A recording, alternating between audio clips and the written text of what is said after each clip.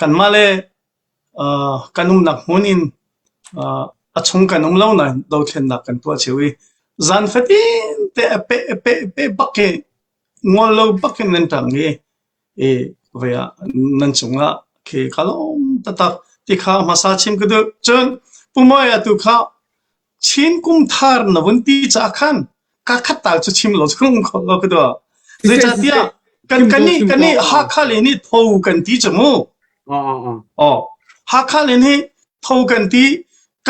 กันหัวกายทูที่มีกันนี่ยักษ์ไงจังนั่งนี่ตุข้าชินกุมทาร์นวันที่จากขันกาลมเรื่องที่ที่นั่นเทบันดกฝรั่งเลยนี่ฟังเอรันที่จมูกที่ดิมเลยนี่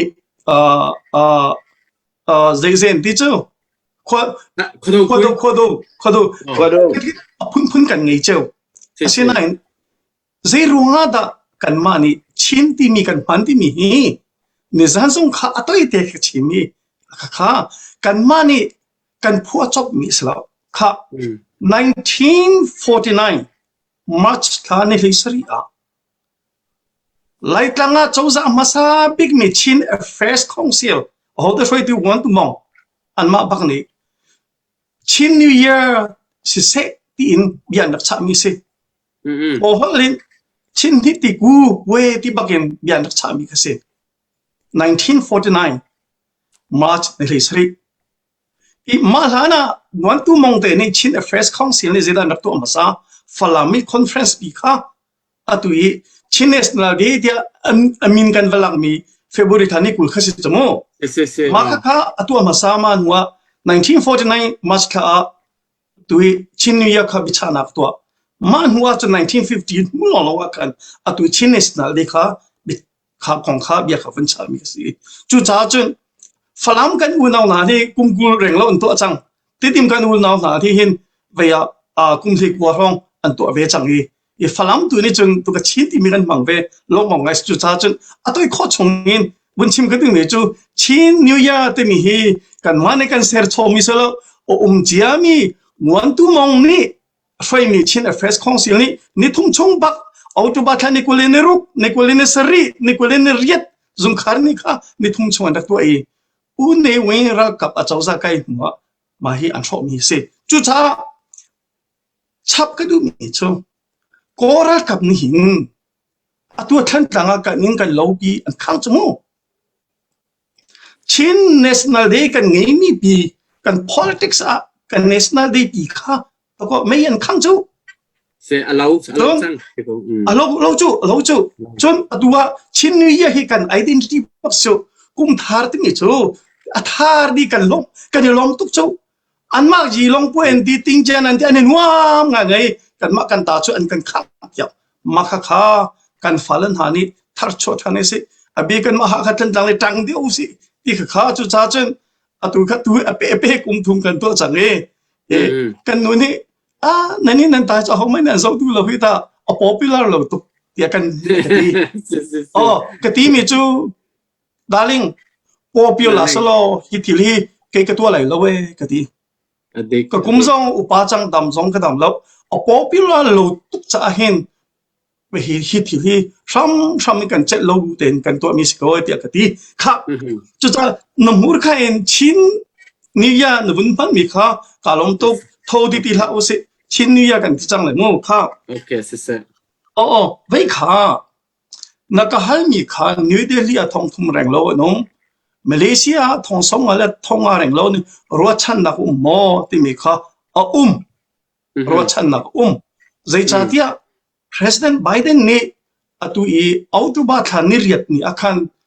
เวท East Asia อินทองเฮงากันหลากหลายที่จัง East Asia กันที่มีตามเดียวเจ้า95% เจ้าโครัม refugee ก็สิมาคันทองเฮงากันหลากหลายที่อามาทองเฮงาค่ะ Thailand India ก็เดียวเดลีจนมาเลเซียที่กันพอเตลัยอามาเบลเตเฟียงเตชิมก็ดูมีจูมิทาร์จัดสิละจนมาสองมันจนตัวที่ทองเฮงาเราลองเสียตัวลาวก็ส่งก็พอลุติกาอินตัวกรวนก็จะ pending ตังมีหาทองข้าสองโมทองนี่เราโมจะจะได้อารมณ์เสียกุมลีช่วยเห็น refugees US ala lo ti kup se chungo ma cha chun pending ka tam to ma pending pol kha tha te an case ka atwan ko sia kan chun ma ha cha kha chun ro chan na pending pol kha mi thar kong se lo thong sang la thong ma se lo mo adu mi na chao kong chu mu se ani huwa kan kal te lai chao kong kham atua kan tang khulpi minung pau chu idp minunga ani sel chang apong kam hun ma khote lai ta ri ka kan mi phun chunga jai tu dan tam ju thong som li rang lo dir hun kha atu idp minunga chua di sang ke kha hi minung pol hi kan ma tha jang in jai tin da kan zo kho chok lai chun mi zo kan u naw le khang lai India ra mi kan u naw pol het chat ti an kan pop an zo khet ko na nine chan sao dinga hi jai tin da hi ti hin kan zo kho lai lo ti mi kha mi tam pi ni kan ro kho mi chu slai ko in ka zum le chu cha chun hin ha pol idp pol hi idp camp seri un ni bat tak ten bom chan na to kho nak dengin lam ko la hau chu pol chu sei ban tukun da design nar nang ma hai chu sei ban tukun da atukan idp pol hi designer hai se lo zai tin da nang ma ni na soi sam lai zai tin da hi na kal pi lai nang ma hi leading hai se hi kong he pet lai lo zai tin da hi kong he na chua pi khol na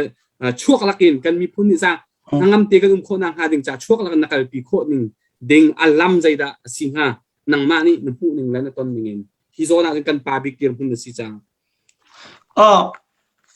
ma ro kan hi cha o he kan tel mi cha se vậy nay đâu vẫn tiệt tua alang ok không mo hu ko lo ok ma ro khan atui auto ba tha hin hi cha o he kan tel mi hi arong angan big ma hi se idp camp sting hi un ni ram danga huntam pi arak tu achang ni se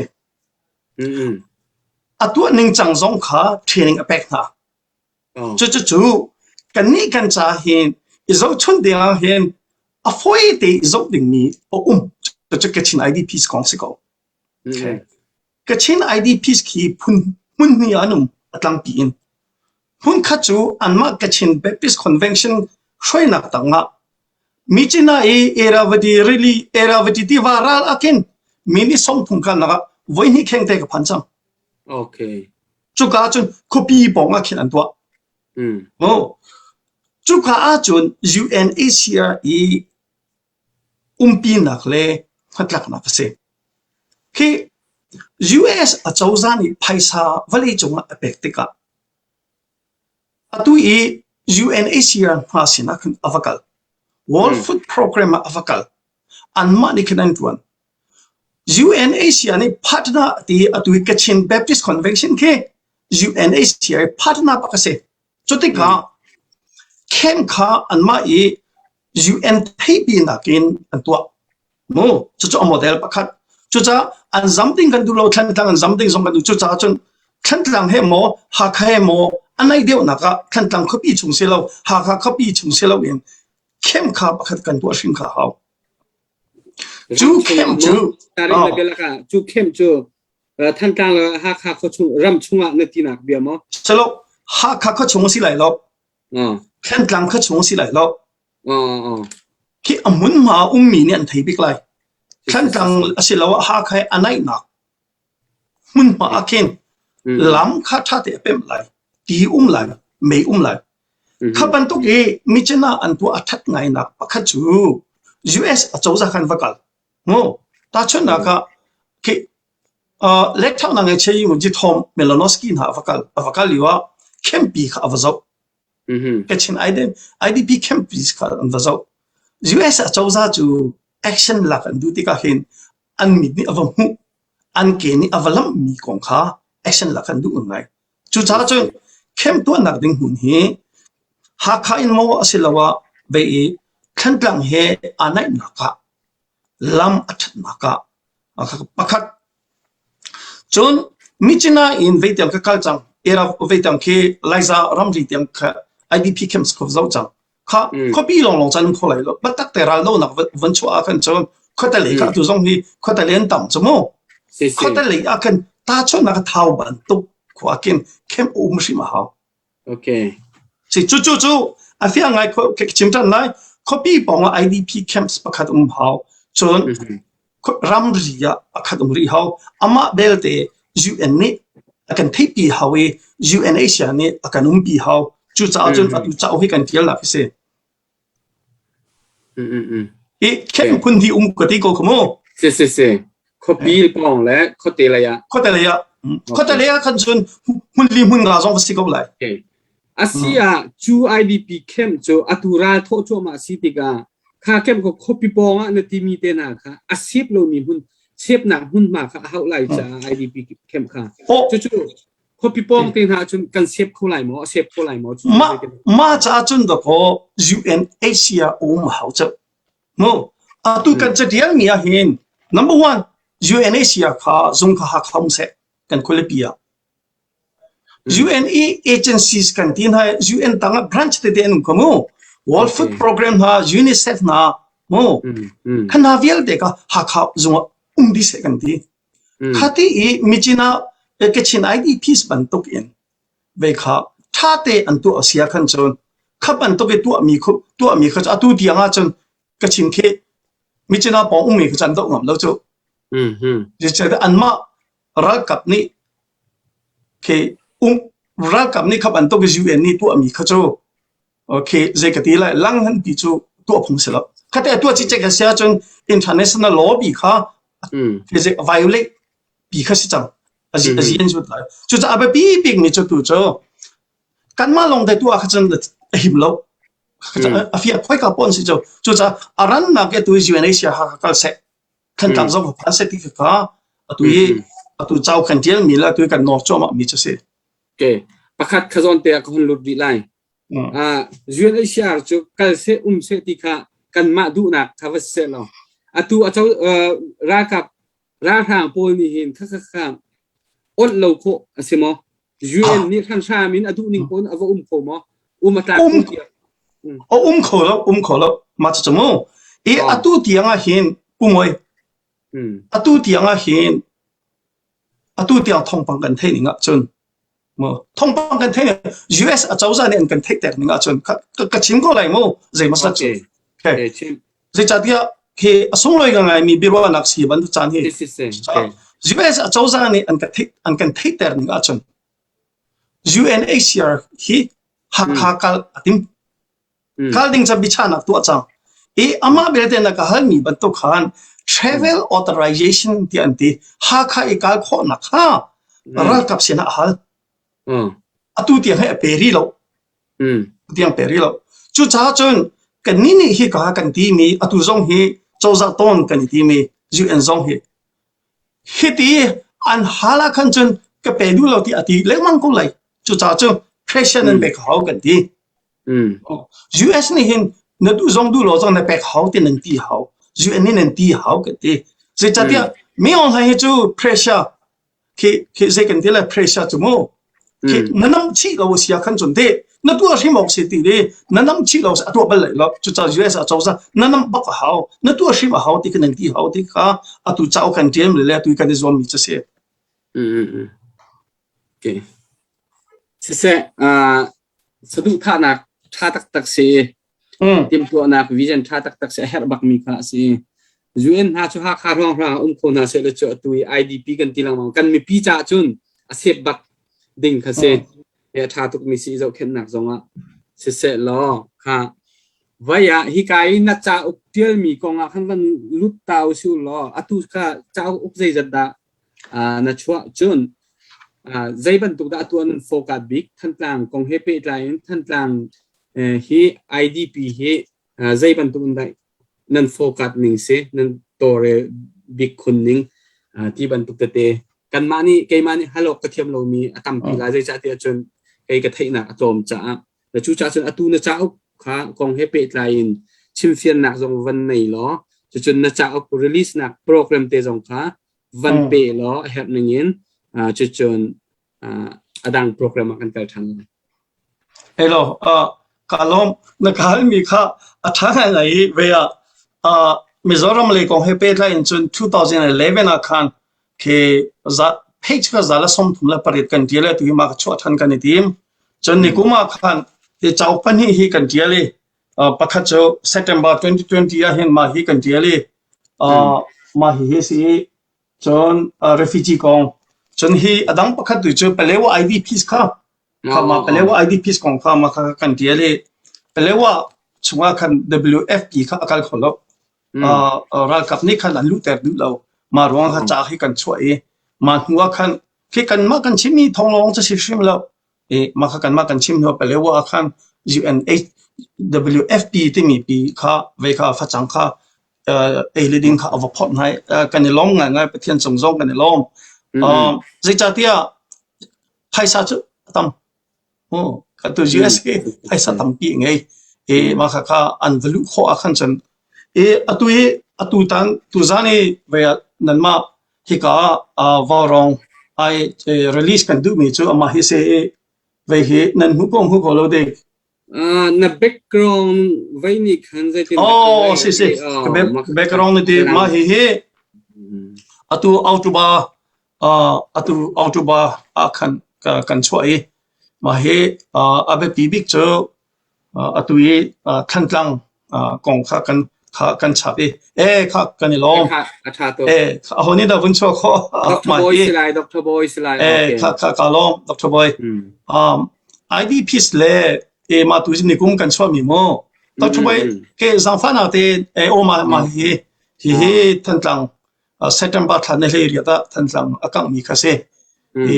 in area le hotel pakhat kan khang ma huwa ve kan pastor pa ye ko an thamin ha chon october thane kuleni kwa in zarle somrup le pali reng lo chupina ke dor ol kha an khang na pol le chon Mizoram ramri an zamna yal te kha ma hi kan tial ni chase hi tuzan azo tu vial te hi chau kan chami kong he chim ka du mi chu hi kan tial ti ka hen pathian sina thacham na he kan tial ke ma long ka silo ki kwam lewin akan do ngai mi kan loya pa amani chon editing akatwa akabom chon edit ha cha hen atwa PhD kai choma mi ama chu ka han chon ki file thantang le sia ve thang le tang sia anma ni an kan bo mi hi kan chokho bi si chon hi kan chokho nak ding cha ho sin ma na kan chawza amo mirang ha sin phaisa phang kam ka han halo ji cha te hi chu kan ma kan tha jang te chow si kan ti hi ka US mi krifa bu ha sin na anma sina kan bom na ka na anma ni an kan bo mi ma te chon kan cho mi si kan ma kan tha jang ten kan cho mi si mi dang ho man kha bom na kan hal na lo kan ma krifa bu thacham na he kan cho mi si ti kha chim ka du chon hi cha kan tial ti ka hin ke atial tu chu kan ma kan si sina ho po cha khan ma kha cha uzong he zem za ti kan photjam lai chon kan website zong kan chia chang ma kha adu mi po ni kha lak khom han kho se chau chwa ba bi ngai nak chu hi ban to ke chawza US chawza pi he ta ban to UN he ta ban to wachon te ka kin advocacy to te ka kin credibility te mi ve zoom ok ta asikha ba bi ngai ka ban to ke zoom ok ta asi na ding cha khan chon atu ban to ke report kan ti hi policy simo policy ko ngai a pe tai ningi chatial ning te ba ke US le UN an chatial ning an format ya te kan so hi kan tial mi se khoi kham na ka za pi ding ka selo ho po nan ma du na kan phan kho ka si ti kha za pi cha si ti kha kan na ka kan bun chim ka du phone chon hi chau hi statement of support te mi achonga statement of support a support na la ka hin USA National Council of Churches te mi bi kri fabuvia te kom mi bi ke National Council of Churches of USA te mi bi mani chon hi chan tial mi andre ka support ba kan ti akhan ka pan hi na ka kan ni American Baptist missionary ara kha tu Carson te ara kha tu American Baptist Churches of USA bizong andre hi cha of cho kan support si achung biavel dan zo dikha kan support si antiri John Washington DC advocacy atu la khai angan big bi ani fun na khi Refugee Council USA anti ma zong le chun hi kan dir kam anti ma long cha silo Baptist le atu National Council of Churches long silo National Council of Churches ting ya dan te ban bukip ifun na kis chang Methodist he Presbyterian ma long silo Evangelicals National Association of Evangelicals timi bi atu hi atam de cho Republican conservative ti de sa dik de la pini under me wall relief bizong unreally hit out cho atha to herba mi si the anti evangelicals po no evangelicals po ne phunian tari catholic cho atua US as a voice ngai atu le president zong hi catholic ase anma catholic zong ne anso unre atha ba kan te bu khat long tang chang cho Lutheran se Lutheran zong ne anzo I atha bak anti ba ka kan cha okhan anzo akhan chun khavya de anrel le atha hi chu kan dir kam anti ni se aso so se la kan dir kam anti chu cha chun hi chu vaya ho po atu kan ma ju cha long se lo ke Europe le zong se Asia le ho Canada le ma kha phan kho mi cha ositi mi kha wunchim ka du phone achung mi bia ka chima kan ja atam tuk so lai yes okay sia kha zon te khan ma kha ta chuna Canada khan in cha kho Canada ni community ti ban tuk ni thi ka lai parliament pol an vaton chan mo pakhat boy pol hen vai ton ve chana khaban tuk te va pek kho krifa bu zong va pek kho ti ban tuk te khiwa sela tha tuk na tha to ma kha kan nan du che nan kan cha kho Canada le sia free long school mo free long alak in sekolah free sekolah lo mama ama si atu PDF kan website kan che ko ama belte ta chona Australian la khan na la ve pin nan du sia kan chun pin nak nol chu kan kan halai okay ma kha kan in printer tha lai ama belte PT nun kan dialve mi si pin nak nol nan kan halo chi cha sia chun ta za kan chai na lai chwa mi po ka ti chao nan chua kan ti ka chao nan chua mi ni zai tu kun dang hong nei lai hual anei lai chun zai da nan chua ho chan tak chu va se chao kong he pe lain chun van chu he pe par van chapri ka du mi chu atu than tlang hi hot isu tak asitika hi US chauza sina hechatia nan va aw mo nan va chim mo action ala lai mo tak in hi konga than tlang konga hin zai tlung da than tlang konga hin ram dang mi ni action gan lak piak lai na zoom chun kan ma lai ka pa te hi konga hin batak tin zai ban tukida kan tore lang mga help kan tore help kan chol chang help ti mi te kha toy na fian na en na thu ning na kal pi ning wen kan chim ko lo an hu big na kahal mi kan mani ta zaitin da kan chol chak he ti mi kha abe pi big tia karwat ram dang tha jang hi bo chan ha se kan ma kan tha jang hi bo chan se ram dang chu kan ma kan chol long akhan kan chol ve lai chu cha chun atu na khin fak de win tang si ti kha ching ka de chon atu than tlang konga US ni zai ban tuk tiang da action alak tin I konga khan ke kha atu CBC USA Ministers Council for Retreat Florida State da ko umlio si ke kan pale Reverend Dr. Chungmoite Reverend ngun oi chon adang kha zakat leng pi kan si khaliwa ha kha thil kha chang mi kha se ke zong kan hoile he aleng chu lo in he tia US achauza kha thlan tlang khong ka thei tar ve ha atule tu thông bằng dòng khá lại tăng lấy dòng cần hal na US ở châu ra ni khăn statement kỳ khá ở vân chua tu cái tí vẫn tu cái cần mà long cần xem lâu mi đang tâm biến về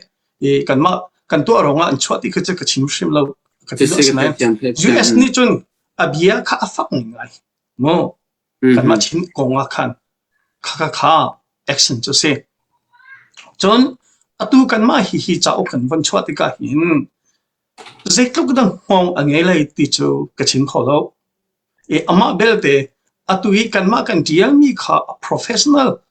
ki kan deal ning kha US a chawza foreign policy kan so UN policy kan so abi phangvial te kan so kan deal mi kha si atui akan support mi kan di mi so kan selo an deal mi kha tu cha chun zeitluk nda kan chol kho ti chung kha zema ang khat lai chun atu cái chim vẫn tục hàng cái ni cái tin mi chú ban hi ase akhat chú US hi ase ha kha UN zung hao chon UNHCR zung hi atua Malaysia New Delhi ase na Mizoram kal kholo ma kha Mizoram kal selo nan ma nai te zong Prime Minister Modi khat Washington DC rai White House President Biden ni to India he tam de chon lo chon UNHCR zung hi về Mizoram kal se ti kan ti UNHCR arian hi mitam pi ne chung ram thum na kal na khan ro asilo apakhan na chu protection anti him na ka se ti izo ken na him na eledin makha India chawza ne ata ilo ki lo dak ting cha kha ma pani kha kanem phai thla ke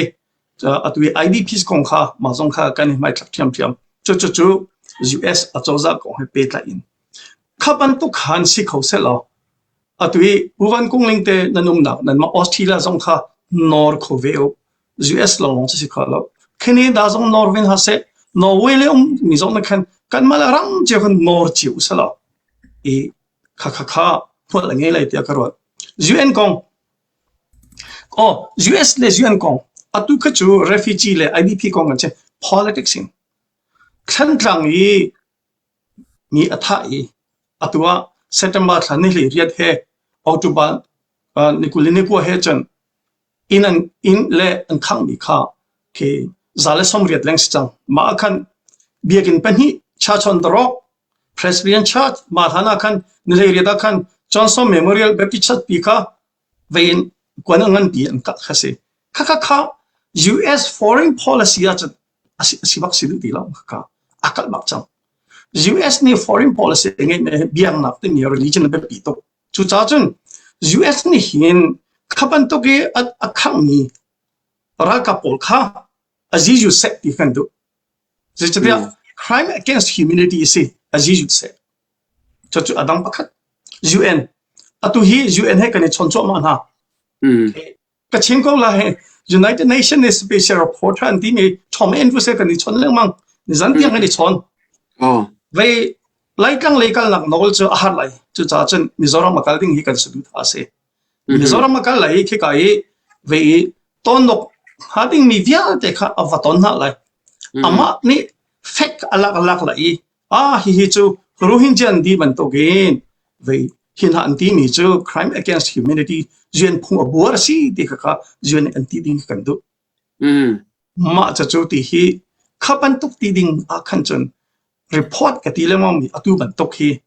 fair fight ta tak mi kha deal kho kha hawi tia kan ro ti chu kan deal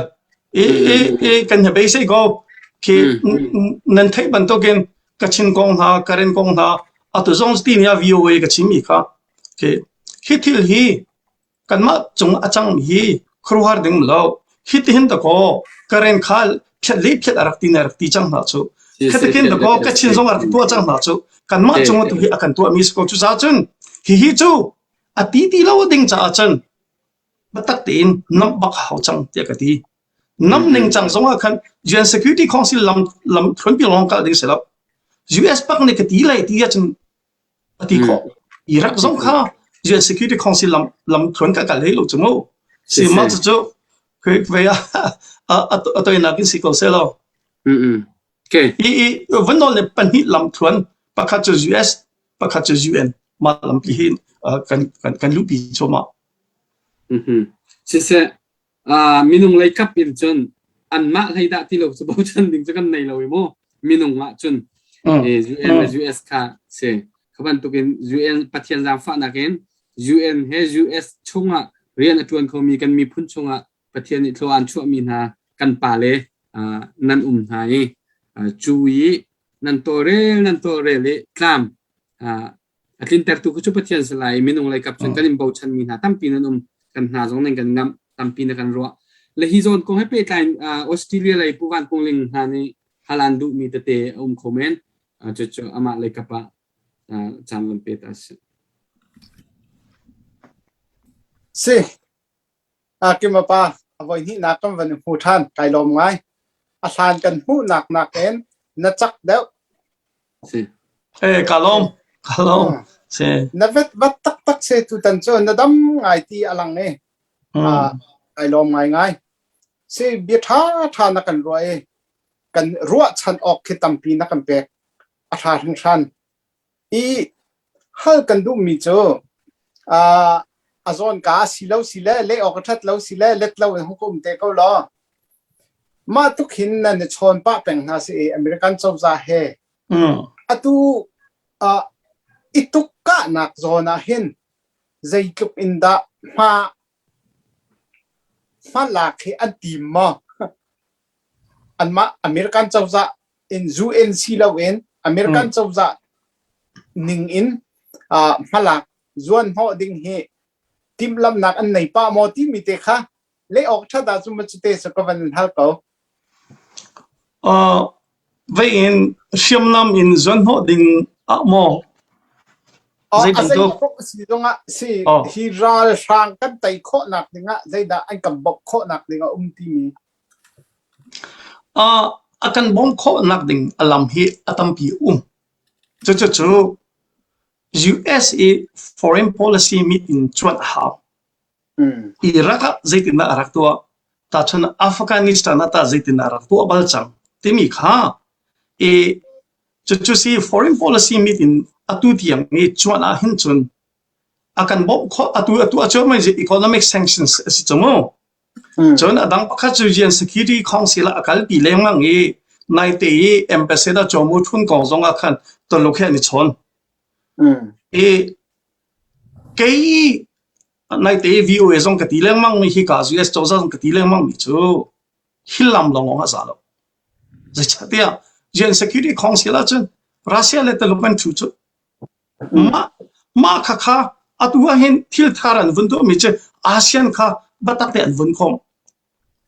ASEAN kom her ngai nak chú ASEAN thì forum a region asideka an mai an region asi mi an mai an valley mi na ne hi pa cha swal ko do ko an ti a khen chu UN Security Council ne ke ji ju ko nak lam ke afoi deu chu nak aba pi deu ni chu ASEAN kan ti mi na a khen atu Indonesia ki veya ke athong mi se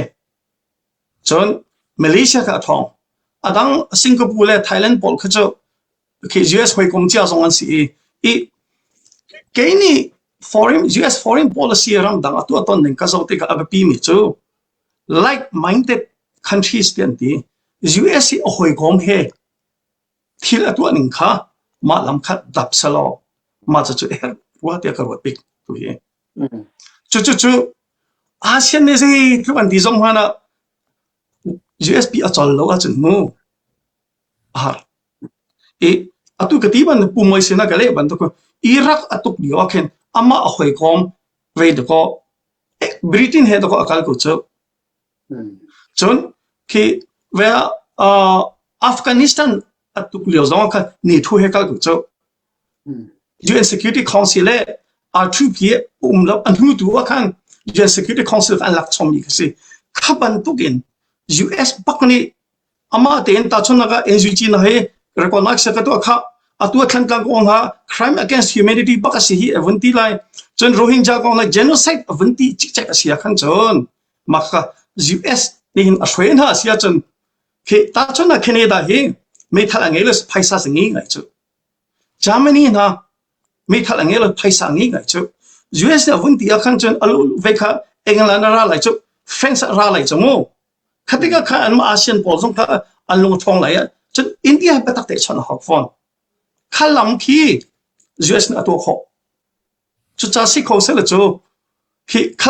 าลำทุนปีส่งพี่ไปตักเตะนับอุสโลตัวส่งให้กันนี่จะเอาให้ตัวรีพอร์ตเห็นคอนเกรสบักให้ไปตักเตะกันยุ่งเท่าไรกันดีไม่สิมาจู่ตัวนักอินคือนักการมีทางไงตัวที่ยังไงกันการปีแรงมั่งนี่โง่ตัวที่ยังกันการปีแรงกันการปีอัน NUG ส่งเนี่ยการปีแรงมั่งนี่ที่นิวยอร์ก UN Security Council ลองก็สิจู่2 piece จู่เกี่ยวมาลำคัดตัวเทียมดิ่งอาจารย์แล้วคือเว้ยมิโซรามาเกี่ยวกับมันตัดดันจิขัดเจ้าเราอันกันตีตอนจู่โง่มิโซกันนู่นเนี่ยท่าหนึ่งที่ลำพูนกันเราดิมันยังไงจู่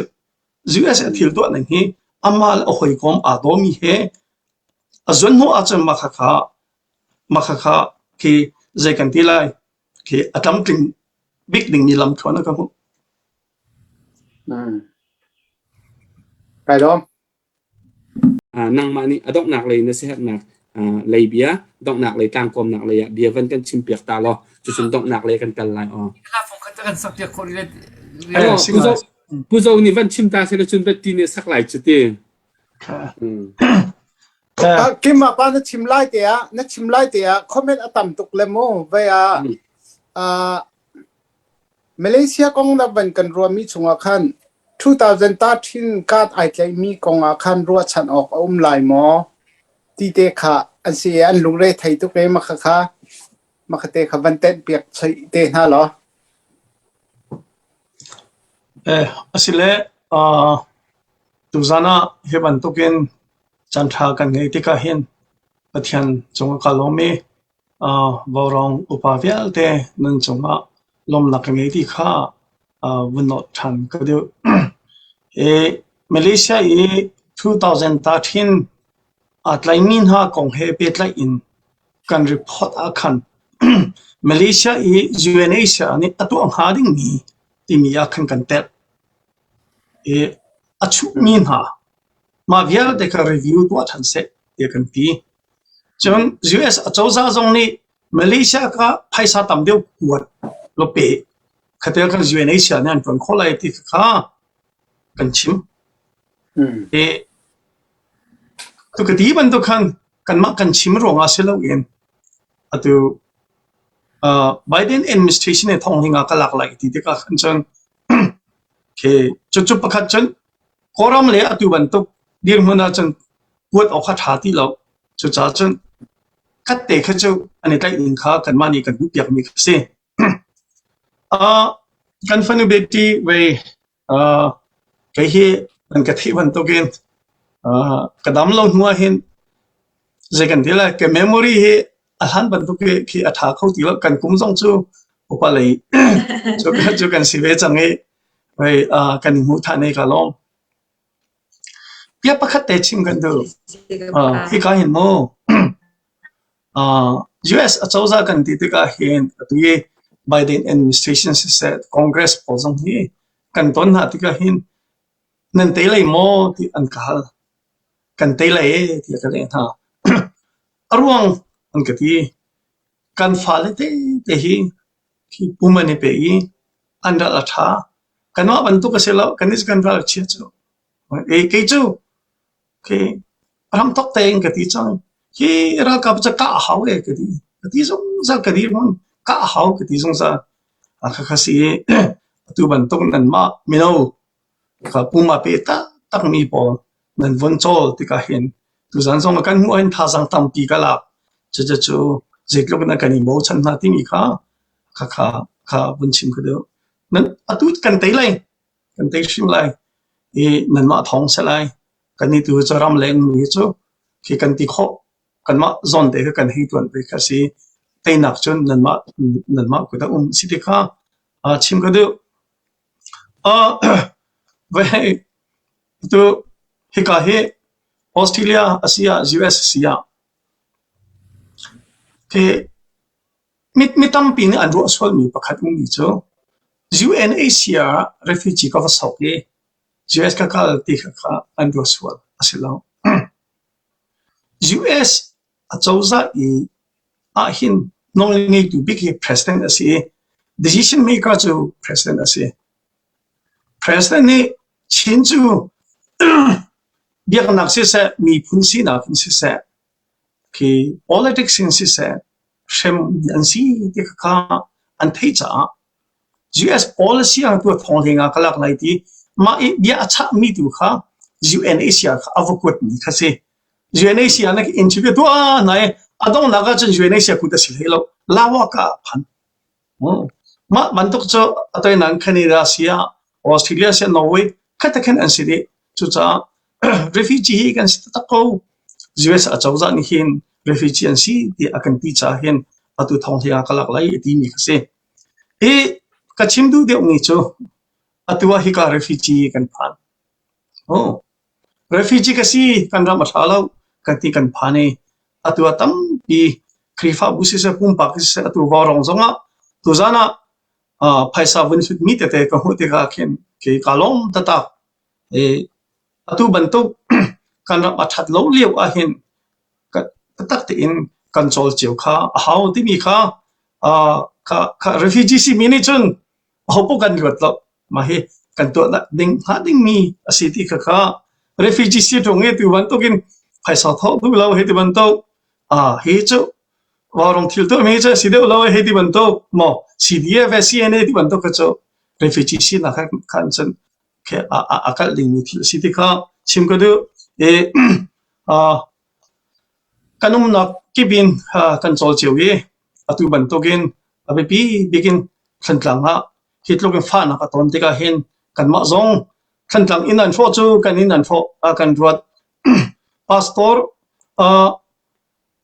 an tha chu kan ma kan unon kan tha tin kan ruat fe thantlang cha si se ha ka cha si se nan za pi cha tha kan in champion ha e kan tei bak lai ti kha adong na ka chim ka du mi se tam pi ka lo